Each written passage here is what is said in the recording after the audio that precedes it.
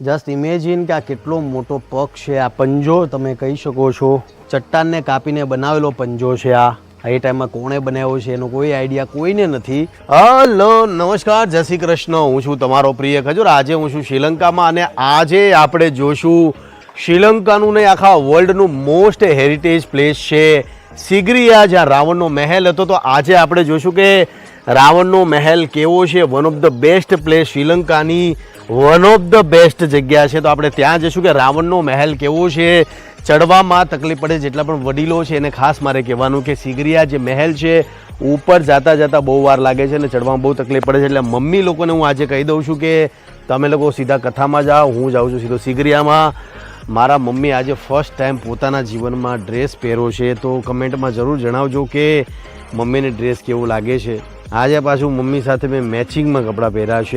આ બધા જ લોકો જશે આજે નેક્સ્ટ પ્લેસ પર અને હું તમને બતાવીશ આજે સિગરિયા. બા શું કહેજો સિગરિયા રાવણનો મહેલ શું કહેવો? આજે મેં એ બધું જોયેલું છે યુટ્યુબમાં જોયું છે. બહુ મસ્ત લોકેશન જબરદસ્ત છે. ઘણા લોકોના મનમાં પ્રશ્ન છે કે શ્રીલંકામાં તમે આવો તો હોટલની શું વ્યવસ્થા હોય છે કે હોટલના પ્રાઇસ શું હોય છે. તો ઇન્ડિયાના 1500 રૂપિયાથી લઈ અને તમે તમારી જેવી કેપેસિટી એ પ્રમાણના હોટલ મળી રહેશે. એટલે રહેવા માટેની કોઈ ટેન્શન લેવાની જરાય જરૂર નથી. મધુબેન કેટલા વર્ષના છો તમે? અમારે 70 છે. 70 વર્ષના છે. જિંદગીમાં પહેલી વખત ડ્રેસ પહેરો છો? ડ્રેસ પહેરો જિંદગીમાં પહેલી વખત? કેવા લાગે ડ્રેસમાં? મજા આવે છે? કેવું લાગે? હે? તો પછી અત્યાર સુધી ડ્રેસ કેમ નો પહેરા? પહેરજો. હવે પહેર શું કરે ને, હવે પહેરવાના છે. જેટલા યુવાનો છે, જેટલા મિત્રો છે, તમામ લોકોને કહું કે તમારા મમ્મી આખી જિંદગી સાડી પહેરે છે તો ક્યારેક ડ્રેસ પણ પહેરાવવો. એનું કારણ છે કે ભાઈ માણસને કમ્ફર્ટ ઝોનમાં રહેવું બહુ જરૂરી છે. હવે સીધા આપણે અહીંયાથી જઈશું સિગરિયા. તમને બતાવીશ કે રાવણનો મહેલ અંદરથી અને બહારથી કેવો છે. જય માતાજી. હાલો, જય જાની દાદા. બોલો અંબે માત કી જય. મેં બધા લોકોને કીધું ભાઈ તમારા લોકો માટે શું લાવું. તો મારા ઘણા મિત્રો એવા છે કે અમારા માટે કરન્સી લેતા આવો. ભાઈ શ્રીલંકાની કરન્સી ભેગી હું કામ કરો છો? ભારતની નોટો ભેગી કરો, સેવિંગ કરો. તો ફાઇનલી આપણે પહોંચી ગયા છે સિગરિયામાં. સિગરિયામાં તમે વિચારતા હશો કે પ્રાઇસ શું છે. ઇન્ડિયન લોકોનો જો પાસપોર્ટ હોય છે તો એની ફીસ છે ઇન્ડિયન રૂપીઝમાં 5000 રૂપિયા, એટલે કે 1700 થી 1800 રૂપિયામાં તમે સિગરિયાના પહાડ પર ચડી શકો છો. અને તમારી પાસે જો પાસપોર્ટ નથી હોતો એટ એ ટાઈમ જ્યારે તમે સિગરિયા આવો છો ત્યારે, તો તમારી પાસે 10,000 રૂપિયા લે છે શ્રીલંકન રૂપીઝમાં, એટલે કે ઓલમોસ્ટ અરાઉન્ડ થાય છે 4,000 થી 5,000 રૂપિયા. એટલે એક વસ્તુ ખાસ ધ્યાન રાખજો કે સિગરિયા ફરવા આવો છો તો પાસપોર્ટ સાથે જરૂરથી લાવજો. આઈડેન્ટિટી પ્રૂફ તરીકે તમારી પાસે આ લેશે અને હાફ પ્રાઇઝમાં તમે સિગરિયાના પ્રવાસ માણી શકશો. અને બીજું ખાસ કે આ લોકો મારી વગર રહી નથી શક્યા, એટલે બધા લોકો પાછા આવી ગયા છે અને બધા લોકોનું એવું કહેવું છે કે ભાઈ અમારે હોતો સિગરિયા જોવું છે. તો આ બધા લોકો સિગરિયા ઉપર તો નહીં ચડે પહાડ પર, કેમ કે બધા એજેડ છે, પણ આ લોકો નીચે સાઇટ સીનનું મજા માણી શકશે. સાઇટ સીન તમે સિગરિયામાં આવો છો તો તમે માણી શકો. જેટલા વૃદ્ધ છે, વડીલો છે, ઉપર ન ચડવું હોય પહાડ પર તો કંઈ વાંધો નથી, પણ નીચે તમે સાઇટ સીનના વ્યૂ માણી શકો છો. એના માટે ટુકટુક હોય છે અને ટુકટુકની પ્રાઇસ હોય છે ઓલમોસ્ટ 6000 રૂપિયા શ્રીલંકન રૂપીઝની અંદર. 3 લોકોને ફેરવે છે એક રિક્ષાની અંદર, એટલે કે પ્રાઇસ થાય છે ઓલમોસ્ટ 2500 થી 3000 રૂપિયા ઇન્ડિયન રૂપીઝમાં. તો ટુકટુક આવી ગઈ છે, આ લોકોને બેસાડીએ છીએ અને આપણે સીધા ઉપર જશું. ઉપરથી આ રાજાનો મહેલ કેવો છે એ પણ જોશું. Let's go guys. આવી જાઓ, બધા આવી જાઓ.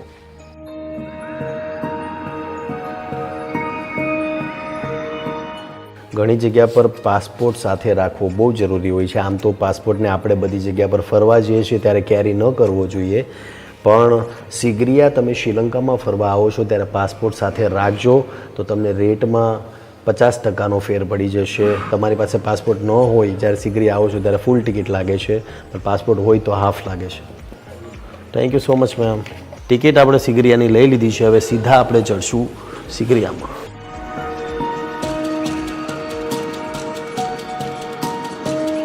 ગેટમાં એન્ટર તમે થશો તો ખાસ સ્ટ્રિક્ટલી ચેકિંગ કરે છે. ડ્રોન કેમેરા તમારી પાસે હોય તો ડ્રોન કેમેરો લઈને ક્યારેય નહીં આવતા.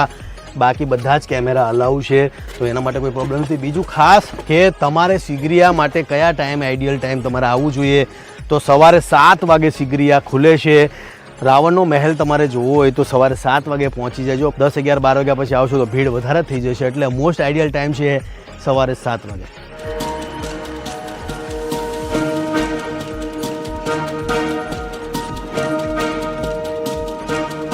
આજુબાજુમાં જેટલા પણ તમે તળાવ જુઓ છો, કિંગ કશ્યપ, જે રાજા હતો કિંગ કશ્યપ નામનો, એમની વાઈફ માટે આ જે સ્વિમિંગ પુલ તમે કહી શકો 4 થી 5 સ્વિમિંગ પુલ બનાવ્યા હતા. રાજાની 500 વાઈફ હતી, એમના માટે આ સ્વિમિંગ પુલ બનાવ્યું છે. કિંગ કશ્યપ નામનો રાજા હતો એવું આ જે ટુરિસ્ટ છે મને બતાવે છે. મેં એમને કીધું કે રાવણનો મહેલ આ હતો કે નહોતો, કઈ રીતના? તો એમણે કીધું કે આ રાજાની પહેલાં રાવણ હતો જે પોતાના પ્લેનને અહીંયા લેન્ડ કરતો હતો, એવું કેવું છે આનું. ઘણા લોકોની ઘણી બધી માન્યતા છે, પણ આ જગ્યા તમે જોશો તો તમને એવો તો ભાસ થશે જ કે રાવણ અહીંયા હશે, રાવણનું અસ્તિત્વ અહીંયા હશે.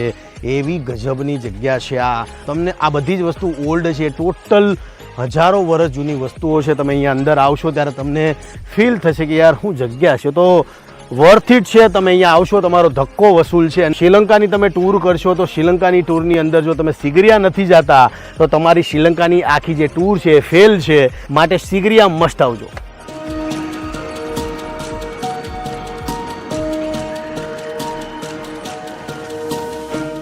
મિત્રો પહેલાંના ટાઈમની ટેકનોલોજી કેવી હશે તમને બતાવવા. તમે જે જગ્યા જુઓ છો ઉપરથી પાણી આવે, પાણી સીધું નીચે આવે છે અને આ ફાઉન્ટેનની વ્યવસ્થા કરી છે. ડિસેમ્બર મહિનામાં ફાઉન્ટેન ચાલુ હોય છે. આ જૂની ઢબે બનાવેલો ફાઉન્ટેન છે. આ બનાવ્યું છે, ઉપરથી પાણી આવે, નીચે અંડરગ્રાઉન્ડ છે, અંડરગ્રાઉન્ડથી પાણી આવે ને અહીંયાથી ફાઉન્ટેન થાય છે. કોઈ મોટર નથી, કોઈ ઇલેક્ટ્રિસિટી નથી, આ ટોટલ નેચરલ ફાઉન્ટેન છે. આ એ ટાઈમનો ફાઉન્ટેન છે. સિગરિયાના પહાડ તમે ચડશો તો દાદર છે 1202, નીચેથી લઈને ઉપર સુધી 1202 સીડી છે. આ જે પહાડ છે એની હાઇટ છે 200 મીટર ગ્રાઉન્ડ લેવલથી, અને દરિયાઈ સપાટીથી આની હાઇટ છે 365 મીટર.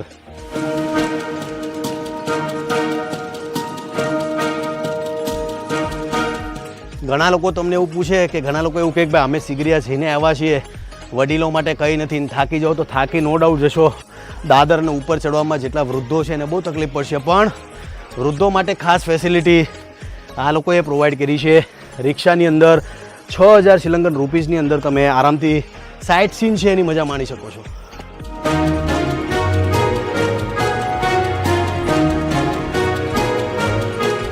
બે મોટા લાડુ જેવા પથ્થર છે એની વચ્ચે સ્ટેર બનાવી છે.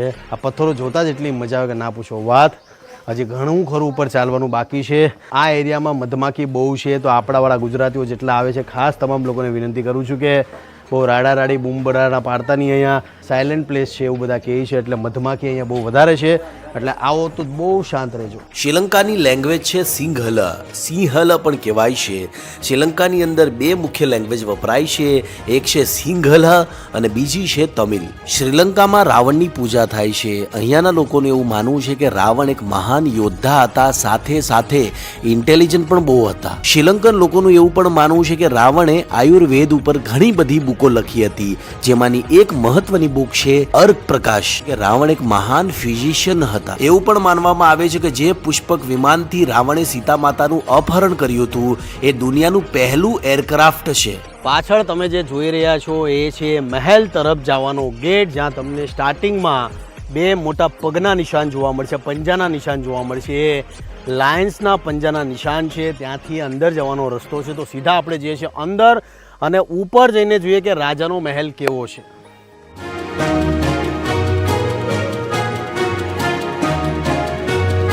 જસ્ટ ઇમેજિન કે આ કેટલો મોટો પગ છે. આ પંજો તમે કહી શકો છો ચટ્ટાનને કાપીને બનાવેલો પંજો છે. આ એ ટાઈમમાં કોણે બનાવ્યો છે એનો કોઈ આઈડિયા કોઈને નથી, પણ એ ટાઈમની કારીગરી તમે જુઓ કે એ ટાઈમમાં કેવું બનાવ્યું હશે.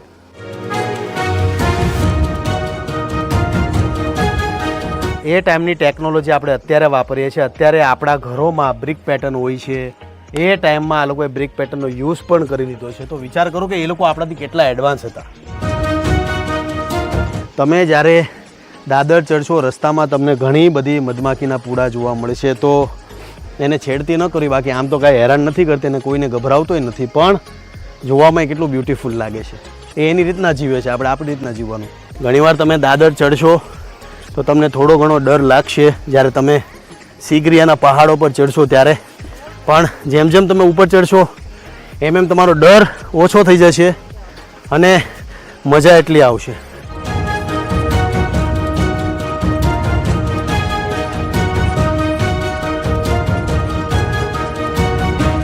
મોટો પહાડ છે, એમાં લોખંડના પાઇપ નાખીને બનાવેલી આ સ્ટેર છે. આમ તો બધી વસ્તુ કુદરતના આધારે ચાલતી હોય છે, બાકી આવી રીતના પથ્થર પર તમે લોખંડના પાઇપ નાખીને સ્ટેર બનાવો એ અઘરું છે, પણ ભગવાન ભરોસે દુનિયા હાલે છે તો ગભરાવાની કોઈ જરૂર નથી. ફાઇનલી આપણે આપણા મેઇન પડાવ સુધી પહોંચી ગયા છીએ. ઉપર જઈને જોઈએ કે કેવો છે મહેલ.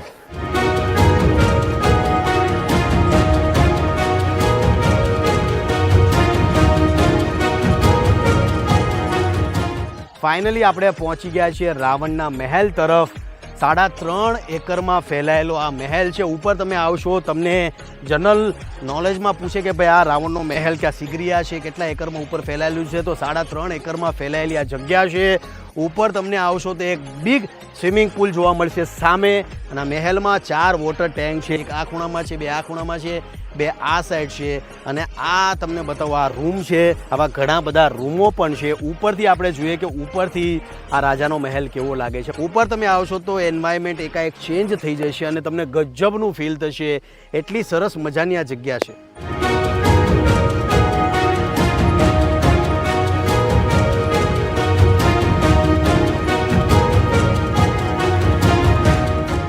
મહેલમાં તમે ઉપર આવશો તો હર એક ખૂણામાં તમને વોટર ટેન્ક જોવા મળશે. આ પાછળ તમે જે જુઓ છો એ વોટર ટેન્ક છે. એક પેલી સાઈડ છે, 2 આ સાઈડ છે, એટલે ટોટલ 4 વોટર ટેન્ક છે આ મહેલ ઉપર. આપણે એકદમ ટોપ પર આવી ગયા છીએ. આ છે પેલેસ કોમ્પ્લેક્સ. રાજા અહીંયા રહેતા હતા. 2 માળનું બિલ્ડિંગ. અહીંના જે ગાઈડ છે, ગાઈડ એનું કહેવું એવું છે કે 2 માળની અહીંયા બિલ્ડિંગ હતી. રાજા અહીંયા રહેતા હતા. આ જગ્યાને વિન્ટર પેલેસ કહેવાય છે. અને નીચે આપણે જે ફાઉન્ટેન મેં તમને જે જગ્યા બતાવી એને સમર પેલેસ કહેવાય છે. રાજા આ વિન્ટર પેલેસમાં પણ રહેતા હતા અને નીચે સમર પેલેસમાં પણ રહેતા હતા. 2 પેલેસ હતા, એક નીચે હતો, એક ઉપર હતો.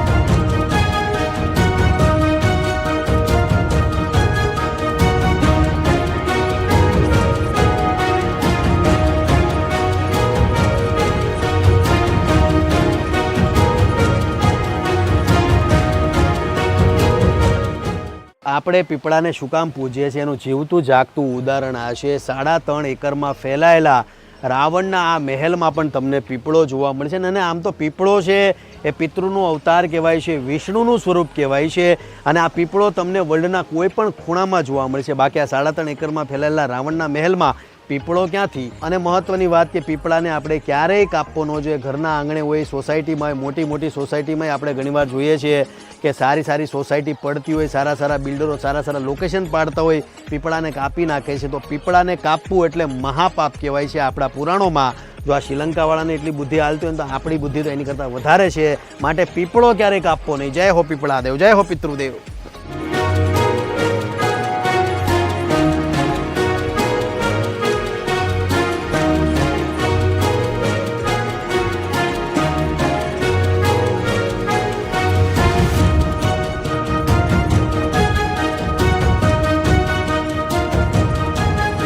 ઉપર મહેલમાં તમે આવશો તો તમને જોવા મળશે એક બિગ સ્વિમિંગ પુલ. આ સ્વિમિંગ પુલને જોતા લાગે છે કે ઓલમોસ્ટ 1000 માણસો આરામથી નાહી શકે એટલો મોટો સ્વિમિંગ પુલ છે. મહેલમાં તમે ઉપર આવશો એટલે તમને હવા બહુ મળશે. આજે અમારા નસીબ સારા છે કે આજે વરસાદ નથી, પણ વરસાદ આવું થાય છે પણ હજી વરસાદ આવ્યો નથી. પાછળ તમે જે પટ્ટી જોઈ રહ્યા છો એ પટ્ટી નથી પણ બહુ મોટો રોડ છે. ત્યાંથી આપણે એક્ઝેક્ટલી આવવાનું થાય છે અહીંયા સુધી. તો નીચે એકદમ નાના નાના માણસો તમને દેખાય છે અને નાની એવી પટ્ટી દેખાય છે, પણ એ રોડ છે કે નહીં બહુ બ્યુટીફુલ રોડ. નાનો દેખાતો હશું તમને, પણ સ્વિમિંગ પુલ કેટલો વિશાળ છે ઉપરથી તમે અંદાજો લગાવી શકો છો.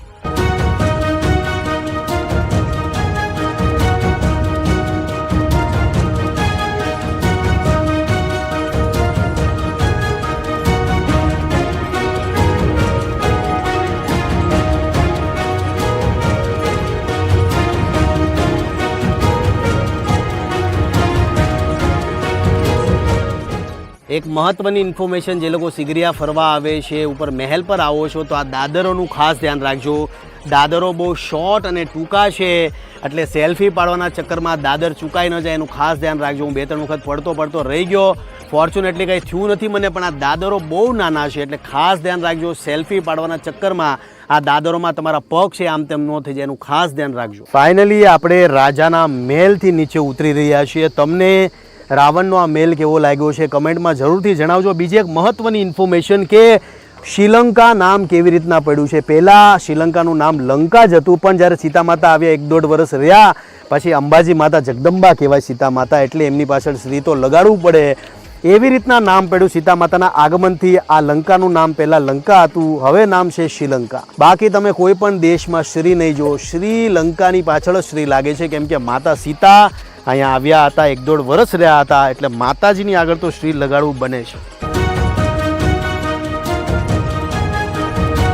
પોતે બહુ પહાડ પ્રેમી છું, એટલે મને પથ્થરોથી ડુંગરોથી વધારે પ્રેમ છે. માઉન્ટેન પ્રેમી છું હું, તો મને હું જ્યારે કોઈ પણ પથ્થરોને જોઉં છું એટલે હું વધારે હેપી થઈ જાઉં છું. આઈ લવ માઉન્ટેન. મને બીચ સાઈડ છે એ પણ ગમે છે, પણ મારું ફેવરેટ કોઈ ડેસ્ટિનેશન હોય તો એ માઉન્ટેન સાઈડ. ગમે ત્યાં તમે જાઓ, ગમે ત્યાં મને લઈ જાઓ, હું બહુ હેપી થઈ જાઉં છું. એટલે આઈ લવ માઉન્ટેન સાઈડ.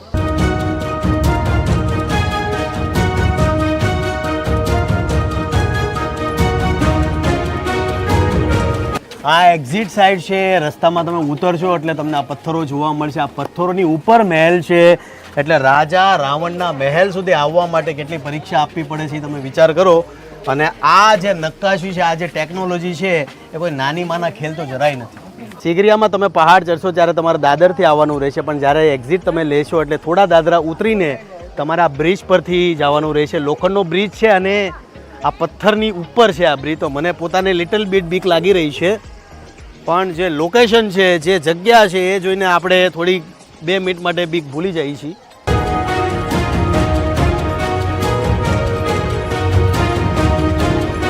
એક્ઝિટમાં તમે આવશો એટલે આ જે સ્ટેર ઉપર જાય છે ત્યાં પેઇન્ટિંગનું મ્યુઝિયમ છે, ત્યાં ફોટોગ્રાફી અને કોઈ પણ જાતના વિડીયો અલાઉડ નથી, એટલે આપણે ત્યાં ઉપર નહીં જઈએ. આપણે સીધા નીચે જઈએ છીએ. આ એક્ઝિટ એરિયો છે, ત્યાંથી આપણે સીધા જઈએ છીએ નીચે.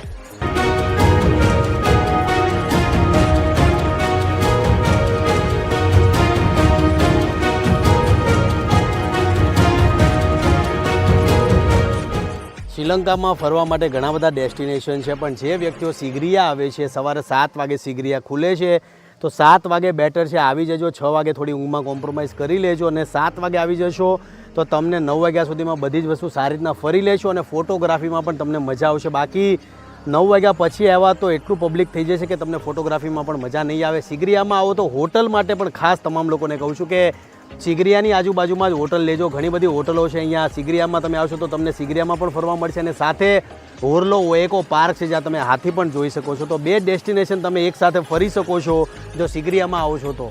જો તમે શ્રીલંકાનો પ્લાન બનાવી રહ્યા છો તો તમારે પહેલાં તો કોલંબો ઉતરવાનું રહેશે. કોલંબોથી 3 કલાકની જર્ની છે.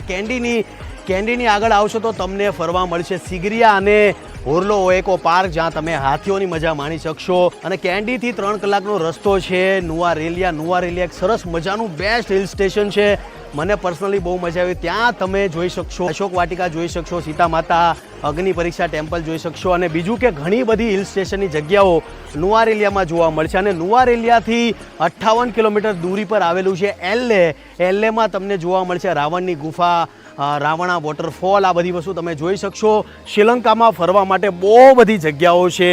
તમને 5, 10, 15, 20, 50 દિવસ પણ ઓછા પડે છે શ્રીલંકામાં આવવા માટે. તો મસ્ટ રેકમેન્ડ કરીશ. આજ માટે આટલું છે. તમામ લોકોને ફરી પાછો કહું છું કે તમને મારો વ્લોગ કેવો લાગ્યો છે, લાઇક, કમેન્ટ, શેર, સબસ્ક્રાઇબ કરવાનું ભૂલતા નહીં. કમેન્ટ સેક્શનમાં મને જરૂર જણાવજો રાવણનો આ મહેલ તમને કેવો લાગ્યો છે. જય માતાજી, જય શ્રી કૃષ્ણ.